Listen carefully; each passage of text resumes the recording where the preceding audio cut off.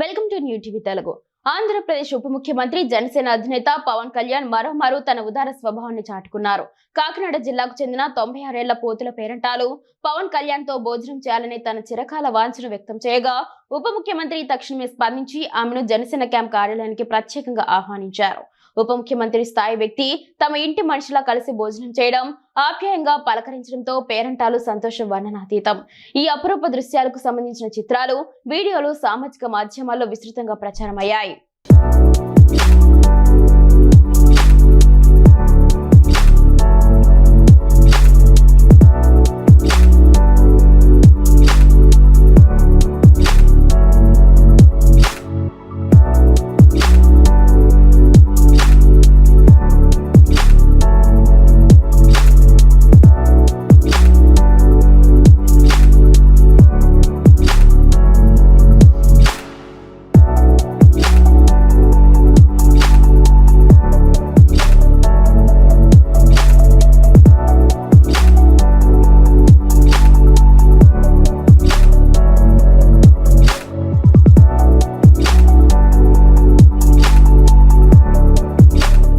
ఈ సందర్భంగా పవన్ కళ్యాణ్ పేరంటాలు యోగక్షేమాలను అడిగి తెలుసుకున్నారు.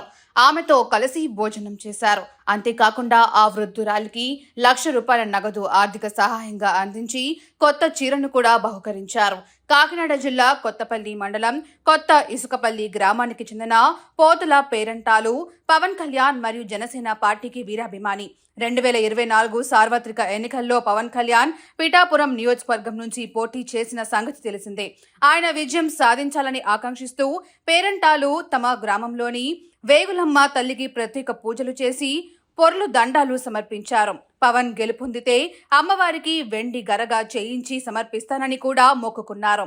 ఎన్నికల్లో పవన్ కళ్యాణ్ ఘన విజయం సాధించడంతో తన మొక్కును తీర్చేందుకు పేరంటాలు సిద్ధమయ్యారు.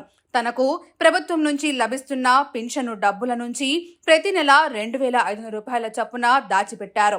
అలా 2025 మే నెల నాటికి ₹27,000 సమీకరించారు. ఆ మొత్తంతో వేగులమ్మ తల్లికి వెండి గగర చేయించి సోమవారం నాడు భక్తి శ్రద్ధలతో సమర్పించారు. ఈ కార్యక్రమంలోనే పవన్ కళ్యాణ్ ను కలిసి ఆయనతో భోజనం చేయాలని తన కోరికను స్థానిక నాయకుల వద్ద వెల్లడించారు. ఈ విషయం ఉప ముఖ్యమంత్రి పవన్ కళ్యాణ్ దృష్టికి వెళ్లడంతో ఆయన వెంటనే స్పందించి పేరంటాలును క్యాంపు కార్యాలయానికి పిలిపించి ఆమె ఆకాంక్షను నెరవేర్చారు. ఈ ఘటన పవన్ కళ్యాణ్ అభిమానుల పట్ల చూపే ఆదరణకు నిదర్శనంగా నిలిచింది. నమ్మకం అయిపోయిందండి బాబు. నన్ను నేను చూడలేనమ్మో అనుకున్నానండి. నేనే వద్దాం అనుకున్నా, కానీ వస్తే మీకు మీ ఇంటికి వస్తే ఇలా కూర్చోలేము కదా. యాక్చువల్ వద్దాం అనుకున్నా ఈరోజు, కానీ నేను వస్తే మొత్తం గోల అయిపోద్ది, మీకు ఇల్లు మళ్ళీ ఇబ్బంది అయిపోద్ది అని చెప్పి సరే మామగారిని పిలుచుకుందాం.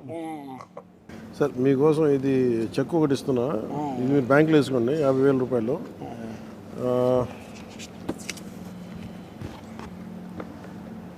ఇదేమో మీకు చీర, ఇందులో ఒక 50,000 క్యాష్ ఉంది. మీరు 20,000 ఇల్లు కట్టాలని ఏదైనా కట్టాలని అవసరం చేసి పెడతాను. ఇంకా మీకు ఇందులో పెట్టానా 2?